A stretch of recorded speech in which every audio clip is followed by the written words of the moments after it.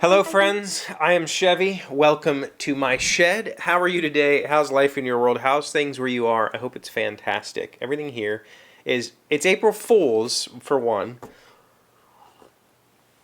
which is the one day a year I don't use the internet because I get the shenanigans are no thanks.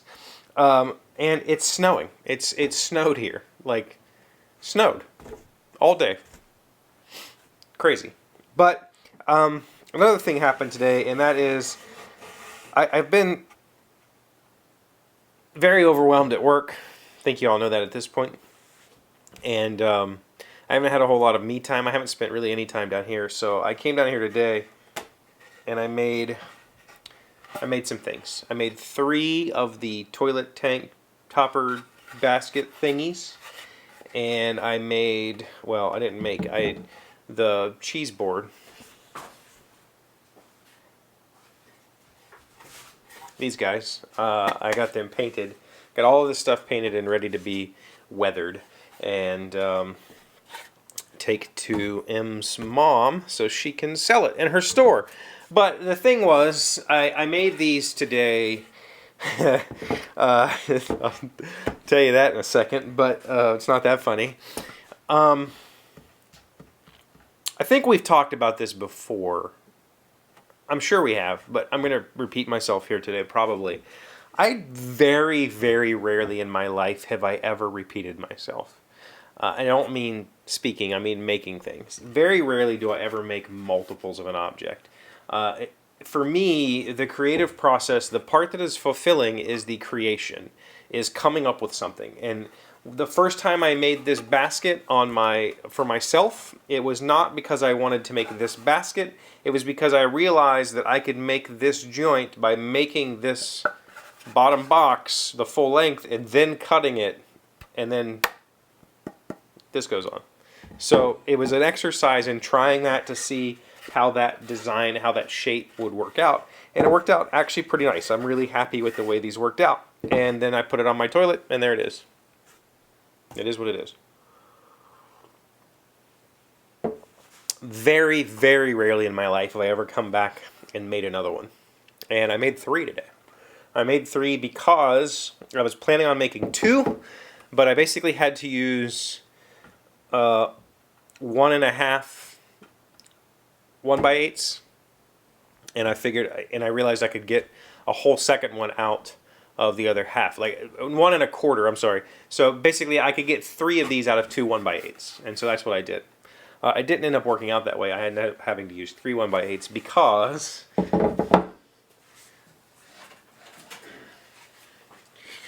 I made handles and I made them wrong. For some reason, I was just thinking that I could cut these all out at the same time, and I needed to cut a bunch of 5-inchers. But in reality, these are too narrow to fit the box. So this needed to be wider because of the pieces on the outside, and I didn't think of that. I had to recut them. This was after I had already done all of the holes, all the shaping with the router. Craziness. But I will tell you, for those of you that are interested in the tools, both the palm router, the little mouse palm router, this is a WEN, W-E-N brand, has done great. And the no brand $50 router, I'm actually really happy with this. As a pick up and go trim router, it's worked perfectly. It's not trim router, round over router. But anyway, so back to the point. The point is, after a week of coding or 2 weeks of problems after problems with software, coming down here to make some things was an extremely rewarding experience. And it's one of those, if you've ever been a creative or you have ever created something, you'll know the reward that comes from doing something like this, that comes from making something, that comes from creating, having a physical object at the end of the day, having something you can take a picture of and show somebody, I did this thing. It's really rewarding. And it would be, when I say that, my M's basically kind of like, was that what you want to do? And I think the answer to that is no. I mean, ultimately, would creating things with my hands, would that be my preferred profession? I think so, yes. But the problem is, coming down here to make 3 boxes is easy, right? It's fun, it's exciting. I get to get something done, and at the end of the day, M's mom will pay me for these, and she will sell them in her store, and I will make a little bit of money. But that's when it becomes not fun, because for me, the creation process and the fabrication process is the part that's interesting and exciting and fun. But with every creative outlet like this, like making stuff like this, or being an artist of any kind, if you want to do it full time, you have to make a living at it. And the only way to make a living at it is to sell your products, is to find customers, is to do all of the business stuff that is not fun. Unless you're lucky and you get noticed early and you are able to have a partner that can be your selling agent, or you can get an agent to sell your products because you've shown your skills through, unless you're one of those people that has the fortune to be in a position where you can have help right from the beginning, it's very much difficult. It's much more difficult to be a creative full time because of the difficulty in doing all of the business stuff that was required to make a living doing this. Making these, could I make a living making these?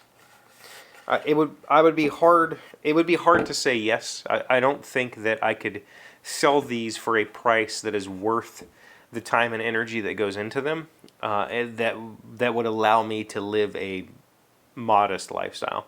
I think I could make a living, if my house was paid for and I had very few bills, then yeah, I could. Making this one product or making products like this could be my livelihood, but it would require some gargantuan sales figures, right? Like, it would require a lot, because ultimately, there's about $6 worth of wood into this at current wood prices. This will sell for, I'm going to guess, $20, maybe $25, which means that, if I were to sell this at $20, I make $14, and this will probably end up taking me a little bit more than an hour to create. So if I'm willing to make $14 an hour with no benefits, nothing, to make some of, this kind of thing, sure. But that means I'd have to be making and selling 8 of these a day just to make $14 an hour as a 40-hour-a-week employee, and I don't think that's really possible. So, products like this, while I enjoy the creative process of making them, turning it into a business is probably not viable. But that's not the point, is it? The point is, it's a hobby, and as a hobby, I'm not really looking to make a living at it. Could I? Maybe. Not necessarily with this kind of stuff, but, I could definitely make furniture for a living, and I think I would enjoy it. But I would need somebody to do all the business stuff, because that's when it becomes not fun. When you have to do all the work that goes on top of making something, that's when I lose interest. So, I don't know. Something to think about. If you ever tried to turn a hobby into a business, I think you'll know. Like, it becomes much less enjoyable when you're trying to do it for a living, and I don't want that. So, I just enjoy it. I enjoy making things. Call me crazy. I don't think I'm crazy. I think most people will enjoy making things, even if it's, you're doing your normal job. Like, making the work happen is fulfilling. It's rewarding. That's it. That's what I got. I don't know if that meant anything. 9 minutes. A long time to talk about nothing. Thank you for being here, as always. Thank you for liking, commenting, subscribing, being amazing friends and wonderful people. I really appreciate you. And I will see you again tomorrow. Today's word you should know to sound smart is existential. It's an adjective meaning refers to ideas, beliefs, and philosophies that support the belief in free will and the freedom of the individual. No phallic hero, no matter what he does to himself or another to prove his courage, ever matches the solitary, existential courage of the woman who gives birth. Andrea Dworkin, an American radical feminist and author. Existential. Existential. Yeah. I've always, obviously we've heard of the existential crisis of realizing that there's an end to the infinity, or maybe that there isn't an end to infinity. Is that more in line?